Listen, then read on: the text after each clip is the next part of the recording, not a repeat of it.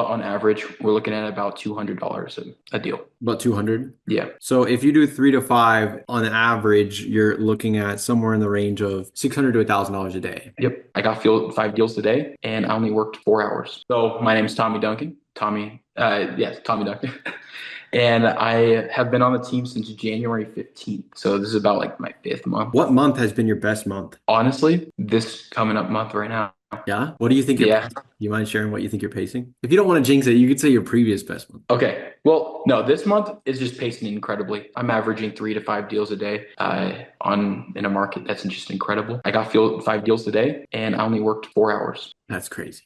And so, this market's just insane. And if I keep pushing like this, I could be dropping 6, 7, 8 deals like the other guys do. So give me kind of, because for those listening, they might not know what that number means. Give me a ballpark of like what an average commission is. Well, average here in New Mexico, you're looking about $150 to $200 per deal. It ranges a lot. Some houses are a little bit bigger in commission. Some houses are a little bit less. But on average, we're looking at about $200 a deal. About 200. Yeah. So if you do 3 to 5 on average, you're looking at somewhere in the range of 600 to $1,000 a day.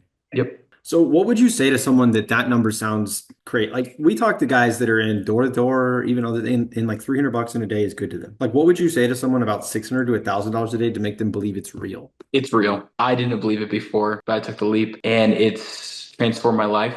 I'm an open communicator. I'm able to get my way around huge objections. If someone doesn't want to do something, I'm able to persuade them to do something that they would actually enjoy in the long run. Able to overcome negative thoughts at all times. But the thing is, honestly, it's just your hard work. The harder you work, the more you get. The more hungry you are, the more food you're going to get. Love that. Describe what kind of person it could be that successful. To have the same success you have, what kind of person do they need to be? Humble, definitely. Always revert back to your roots and continue working on yourself. Don't overthink it and just keep working.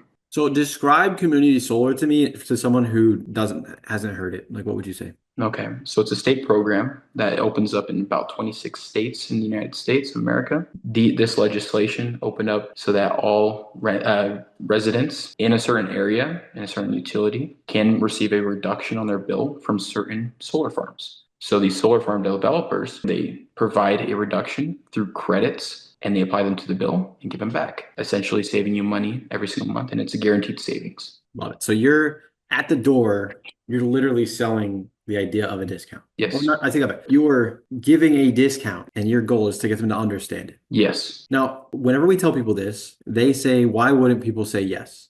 That's what we hear. Now answer that for me. Why wouldn't people say yes to that? They feel like it's too good to be true. They have had some hard times with some salesmen in the past, right? And so they shut their hearts out, they're done. They close the door. But I mean, why is there no reason? So you just keep pushing because you know it's good for them. Love it. And I've seen so many videos of someone being like, dude, if you can do that discount for me, I'll give you like 10 other people, so it's true. Where were you before you came to Royalty? What were you doing like right before where you thought, dude, I got to get away from this? Or was it, just going to something better? Like, where were you at? Tell me the story of that. Well, upon coming back from Brazil after living there for 2 years, I started as a landscaper. So I worked every single day. I did an 8 to 4 shift, transforming backyards, front yards, everything. And it was really hard labor and I loved it actually. And I actually still like it a lot. It's pretty fun. However, my pay wasn't as good and I was a little bit more ambitious and trying to,